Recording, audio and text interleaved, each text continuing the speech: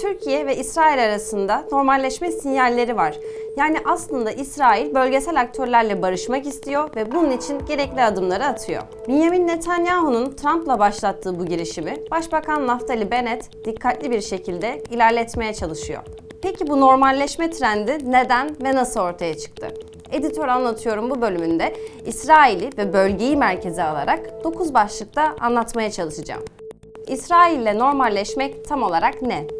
15 Eylül 2020'de İsrail, Bahreyn ve Birleşik Arap Emirlikleri arasında imzalanan anlaşma her türlü siyasi, ticari ve kültürel alışverişi kapsıyor.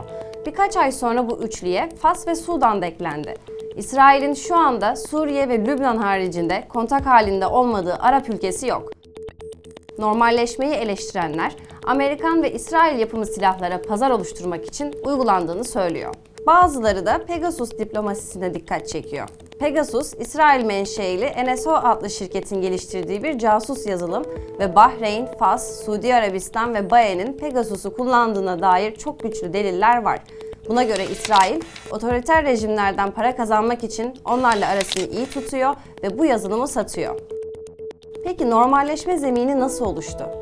Trump enerjisinin büyük bir bölümünü İran'a yöneltmişti ve İran sorununu çözmek için bölgedeki aktörleri vekil olarak kullanma stratejisine gitmişti.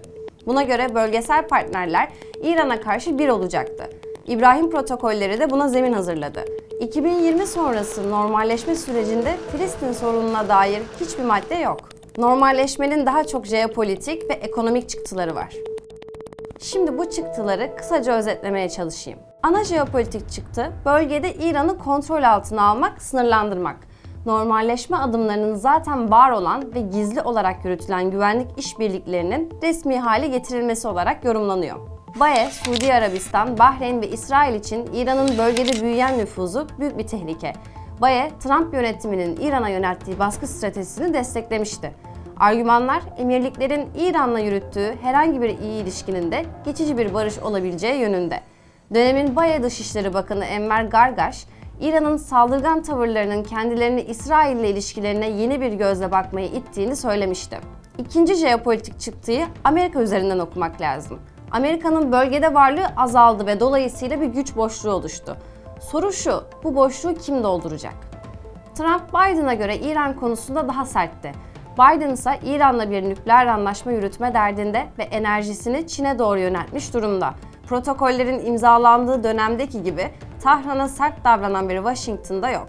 Dolayısıyla İsrail bölgede oluşan boşluğu doldurmak istiyor. Bölgesel partnerlerle normalleşmek bu yönde atılabilecek en uygun adımlardan biri. Peki ama İsrail'in bu konuda dezavantajı yok mu? Elbette var. Biden'ın İran konusunda daha yumuşak bir politika gütmesi, özellikle Körfez ülkelerini İran'la diyalog kurmaya zorluyor. Bu durumda İsrail'e İran'ı kontrol altına almak ve izole etmek için engel teşkil ediyor. Sonuçta komşu ülkeler aynı coğrafyada hayatta kalabilmek için ötekileştirmekten değil, işbirlikleri ve diyalogtan kârlı çıkar. Bu arada Arap-İsrail normalleşmesi yeni bir şey değil. Temelleri çok önce atılmaya çalışılmıştı. İsrail 1979'da Mısır'la, 1994'te Ürdün'le anlaşmalar imzaladı. Fakat protokoller ikili ilişkileri beklendiği gibi geliştirmedi. Öte yandan geçmişteki normalleşme çabalarının içeriği farklıydı. Peki bu fark nedir? Birincisi, Filistin normalleşmenin odak noktasında değil. Geçmiş girişimlerde İsrail'in Filistin'de kontrol ettiği toprakların tanınması veya Mısır'la olan savaşta Sina'dan çekilmesi amaçlanmıştı. İbrahim protokolleri sonrası yaşanan süreç daha çok bölgesel ve ekonomik dinamiklerle ilgili. İkincisi, geçmiş girişimlerin ciddi siyasi sonuçları olabiliyordu. Mesela Mısır, İsrail'le masaya oturduktan sonra geçici bir süreliğine de olsa Arap Ligi'nden çıkarılmıştı. Ayrıca Mısır Cumhurbaşkanı Enver Sedat suikasta kurban gitmişti. Üçüncüsü, İbrahim protokolleri devam eden bir çatışmanın durdurulmasını amaçlamıyor. Normalleşen taraflar arasında direkt olarak süren bir savaş yok. Peki bölge için ne anlama geliyor? Maalesef ki Filistin sorunu çözülmeden işbirliklerinin çoğalması demek. BAE her ne kadar diyaloğun artmasının İsrail'i barışa zorlamak için fırsat olduğunu söylese de anlaşmalar böyle bir sonuç doğurmadı. Hatta geçtiğimiz Ramazan ayında İsrail şiddeti vites arttırdı. Ancak özellikle petrol zengini BAE gibi bir ülkenin İsrail'le normalleşmesi bölgeyi dönüştürebilecek cinsten. Aralarında yatırım, turizm, güvenlik ve telekomünikasyon konusunda anlaşmalar imzalandı. Peki İsrail neden normalleşmek istiyor? İsrail her ne olursa olsun en iyi döneminde bile bir varoluş krizi yaşar. Tel Aviv için tanınmak ve taleplerini elde etmek, stratejik kazançların yanı sıra bir ulus inşası anlamına geliyor.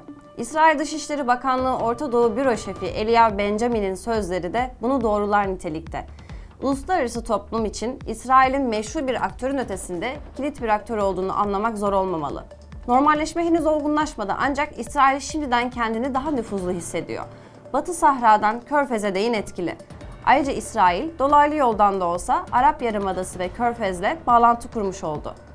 Batı Sahra demişken diğer taraflar neden normalleşmeyi tercih etmiş olabilir? Amerika'nın diğer taraflara dağıttığı hediyeler var. Mesela Trump, ihtilaflı bir bölge olan Batı Sahra'yı Fas toprağı olarak tanıdı. Baye gibi Körfez ülkeleri ise petrole bağımlı ekonomilerini çeşitlendirmek istiyor. Bu yüzden teknolojik ve turistik açıdan İsrail ile alışverişte bulunulması oldukça mantıklı. Öte yandan içeriğin başından beri vurguladığım gibi İran faktörü de etkili. İran, emirlikler için bir güvenlik sorunu. Emirlikler aynı zamanda bölgede güçlü kalmak için diğer yükselen ülkelere karşı konumlanıyor. İsrail ile işbirliği de bu açıdan fırsat.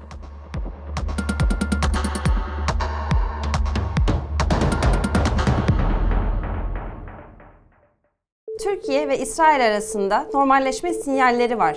Yani aslında İsrail bölgesel aktörlerle barışmak istiyor ve bunun için gerekli adımları atıyor. Benjamin Netanyahu'nun Trump'la başlattığı bu girişimi Başbakan Naftali Bennett dikkatli bir şekilde ilerletmeye çalışıyor. Peki bu normalleşme trendi neden ve nasıl ortaya çıktı? Editör Anlatıyorum bu bölümünde İsrail'i ve bölgeyi merkeze alarak 9 başlıkta anlatmaya çalışacağım.